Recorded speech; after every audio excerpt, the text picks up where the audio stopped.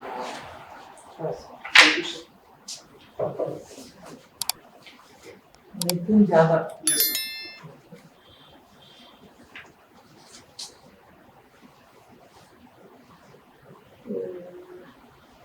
You did your BTech in mechanical engineering, Yes, sir. It's mechanical and automotive engineering. automotive Yes. engineering, from DTU Yes, sir. in 2015. Yes, sir. So what you have been doing after that?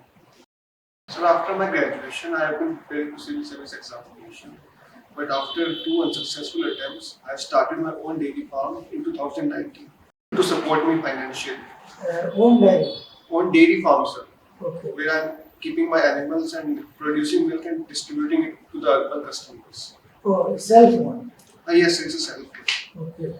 And sir, now also I'm pursuing my dairy farming along with the preparation for civil service examination. Okay. And your father is still serving as ASI? Or Yes, sir. He's still in service. Still in service. Yes. What is your view about this rape case that happened in Delhi recently? So this 9-year-old girl. Yeah. Yes. What is your view? Sir, it's a horrific crime, and Yeah. I think that it's a rarest of the rare crime, and it would be booked under POCSO Act. And sir, I think the main problem here is that the society itself have a patriarchal mindset, which is still prevailing. And so by and large, it could be resolved only by if we provide good education, gender-based education at the school level itself. And sir, secondly, the laws need to be more strong. So POCSO Act is very strong act, and sir, it would be applied on this. But it is not working as a deterrent because such incidents are recurring, happening quite often. Then this. So what can be done? Sir, we need to assess the problems which are causing these rape cases. So, as I have said, the patriarchal mindset is there. Secondly, sir, the lack of education and employment opportunities is there in the public. And sir, moreover, is a cultural contrast which I have seen.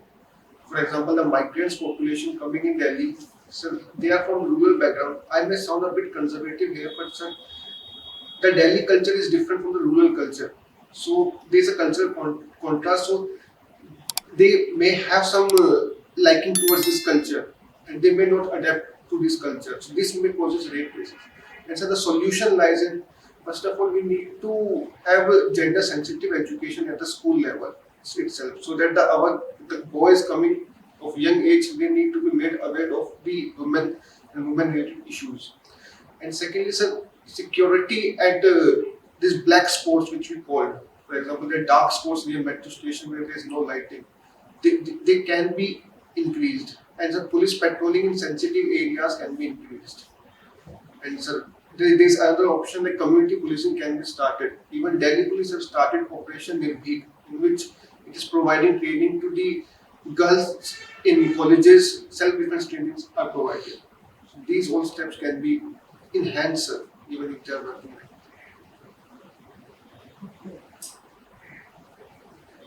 Actually, Delhi has no culture of its own.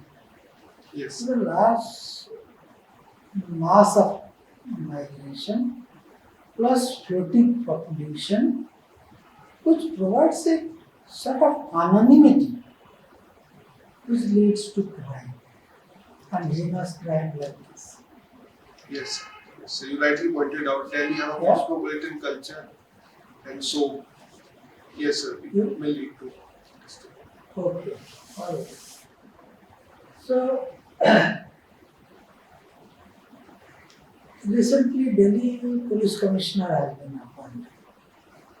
An officer who doesn't belong to the cadre and has a very controversial past. So, what is your view? Will it affect the morale of Delhi Police? There's so many senior IPS officers in Delhi Police already in armed cadre, Yes. and there's certainly from Of course, this is not the first time. Earlier also it was done, but of late, all internal candidates. So what is your view? Is it a good move, bad move by the government? So, in my personal opinion, I think the officer from the Agwood cadre only should be appointed as the police chief. So the reason is that a police officer at a senior level, so it has a rapport with all the junior level. A Agwood cadre officer will know the situation of Delhi very well. What are the problems and what issues that Delhi is facing? What are the crime hotspots in Delhi? And so he very well have a rapport with the inspectors at the Thanas level. So, and sir, even if we see another case, then sir, no officer would personally feel that another officer from outside would be appointed at a senior position when they are equally capable enough to be appointed at that point. So, sir, I think it will have some repercussion. So, but the gentleman has already served in the CBI for many years. And most of the IPS who are now in the Agwood cadre have been serving in Delhi for many years. How can you say that they are more comfortable in knowing the city and the culture and the citizen and the subordinates? Yes, in Agwood cadres, most of the time, police official or the other officer they spend in Delhi itself. So they are very well known of Delhi. Okay.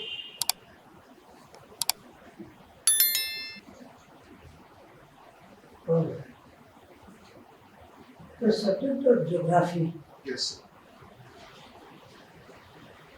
Can you tell me whether geography of a country affects its foreign relations? Yes, sir. Definitely, the geography of a country have a major role in its foreign relation. For example, taking the example of India, so we have a long coastline, 7,500-kilometer coastline. So our maritime security is of prime concern. Therefore, we in the Quad meetings we often raise the issue of maritime security in the Indo-Pacific region. And similarly, sir, if we see there are northern boundaries, so with the Himalayas and on Tibet on the other side. So we have issues with China on earlier we have Doklam issue, now we are contesting in Gogra and Hot Spring region. And so on the Pakistan side, sir, the water plays a very important role. Indus water treaty is there, so the water can be a manipulative force in the foreign relation with Pakistan. And sir, if we see the northeast, and so northeast is a gateway to the Southeast Asia. So it is again a major part for a look east policy, and now which have become act east policy. Nitin, you mentioned your interest in dairy farming, but now you are telling that you own a dairy farm. Yes. Okay. What were the difficulties that were faced by dairy farmers or dairy farming industry during pandemic, due to pandemic? Sir, dairy farmers basically faces many problems. The first is their milk supply is not being used. So because the restaurants and hotels were shut down, so the price of milk came down. So we have also seen the cases where the milk was split on roads by the farmers because of low prices. Secondly, sir, the prices of this cattle feed it increases because of the lockdown, as no transportation was available, and some farmers also run short on this feed. And thirdly, sir, the cooperatives here play an important role on the positive side, because the cooperatives still give farmers their optimum amount, and but due to lack of demand in the urban market, they converted this milk into milk at value-added products like ice creams, like butter, and they stored it. Now they are reliving this stock. Yes. You are a mechanical engineer and automotive engineer also. Yes. How do you see the future of driverless cars? Or is it a wise decision to invest so much in developing a driverless car? So presently, I think the technology is there, but on a mass scale production, it is not happening. because the research is still going on so as to prevent accidents and other things. So I think that in the present, spending on driverless cars is not of utmost importance, especially in countries like India. But yes, we can focus on electric vehicles and we can continue on research work for driverless cars because the artificial intelligence and machine learning are the technologies of future. And yes, we can continue to work on this. Can you name some electric cars that are likely to be launched in India in future? Yes, Tata is coming up with its Altroz electric vehicle, and Tesla is also coming with Model 3, but due to pandemic it has delayed its coming into India. Hyundai also? Yes, Hyundai is also coming, but I'm not. Hyundai Kona is there, Kona. but it is coming up with more cars. Even Maruti is planning to introduce some cars. You opted geography as your option. Yes, sir. So, what do you know about continental drift? So the continental drift theory was given by Alfred Wegener. Sir, the continental drift theory says that the entire land was one, which is called Pangaea, and the surrounding sea was Panthalassa. This land divided into two major continents. This is Angaran and the Gondwana land. And the Gondwana land later further bifurcated into the Indian and Australian subcontinent, and so the African subcontinent and the Western subcontinent. On what evidence Wegener propounded his theory? Sir, I'm not remembering the exact evidences, but there were some fossil evidences of some animal. I'm not remembering right What now. are the fossils? How will you define a fossil?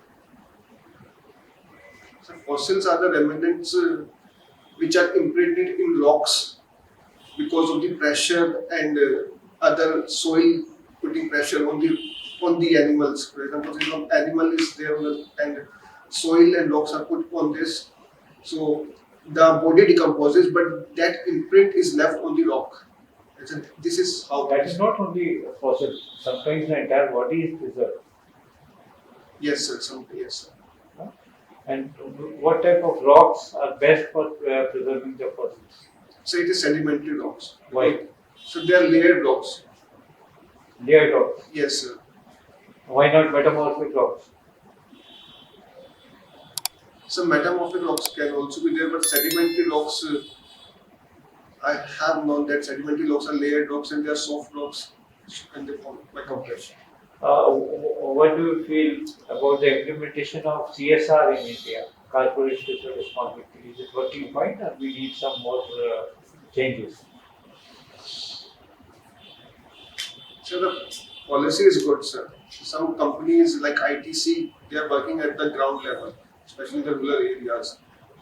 So like ITC is providing some education, because we have seen that books we take, it is taking rupees 1 which is contributing to the Leave rural. aside ITC, in general, what is the opinion about CSR? Sir, it is working good, sir, but there are some lacunas also, sir. What like? For example, sir, most of the companies I have read that they give their CSR funds to the NGOs and they left the work on the NGOs, not personally taking part in it. And so sometimes they have been reported NGOs are not utilizing the money to its optimum. Rather, they are diverting the money to some other work. So these kind of issues have been there. Last question. You have interest in traveling. How far Yes, sir. you have traveled in India? What places you have seen? Sir, I have mostly traveled in North India. Sir, I went to Rishikesh, Char Dham, Vaishno Devi, Amarnath, and Sir Shimla, Manali. These are places. Thank you, Nitin. Thank you. Within sports, did you watch hockey?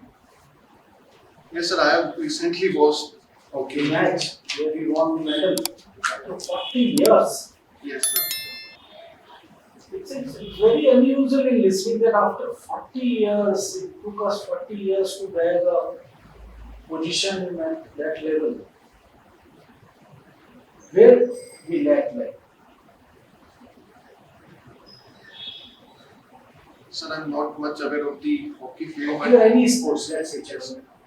Begin with another sports. like wrestling, table tennis, and that too, PV Sindhu also scored a very good position, but Yes, sir. everyone expected a gold from her. Yes.